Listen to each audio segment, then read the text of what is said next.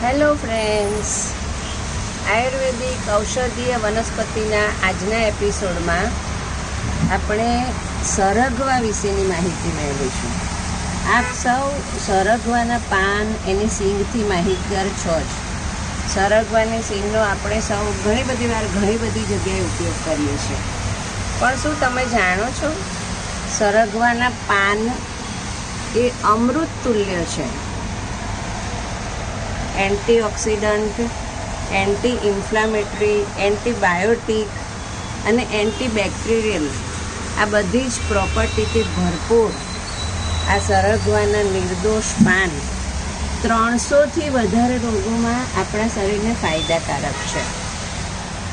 આપણા પાચન તંત્રને સુધારે છે, કબજિયાત દૂર કરે છે, ગેસની તકલીફમાં ખૂબ ફાયદાકારક, ડાયાબિટીસમાં સુગરનું લેવલ ઘટાડે છે, બોડીને ડિટોક્સ કરી શરીરના મોટાભાગના રોગોથી બચાવે છે, હૃદયની કાર્યક્ષમતા વધારે છે, કોલેસ્ટ્રોલ ઘટાડે છે.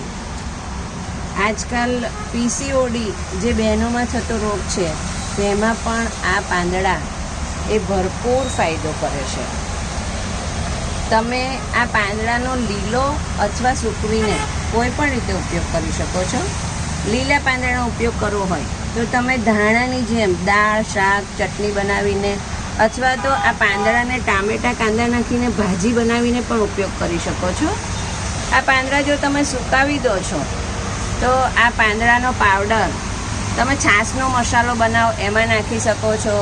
દાળ શાક બને ત્યારે આપણે જેમ ધાણા જીરું ઉમેરીએ એમ આ પાવડર પણ એમાં નાખી શકો છો. આ ઉપરાંત કાચા પાંદડાનો રસ પણ તમે લઈ શકો છો. કોઈ પણ સમયે અને ક્યારેય પણ કોઈ પણની સાથે તમે આ લઈ શકો છો. ફક્ત એક જ ધ્યાન રાખવાનું છે કે પિત્ત પ્રકૃતિના લોકોએ આનો ઉપયોગ ઓછો કરવો, કેમ કે આ પ્રકૃતિએ ગરમ હોય છે, એટલે પિત્ત પ્રકૃતિના લોકોને કદાચ આનાથી વધારે ઉપયોગથી નુકસાન થાય. બાકી આ ખૂબ નિર્દોષ ઔષધિ છે અને શરીરના મોટા ભાગના રોગોમાં ખૂબ ફાયદાકારક અને શરીરના બધા રોગો માટે ખૂબ ઉપયોગી છે.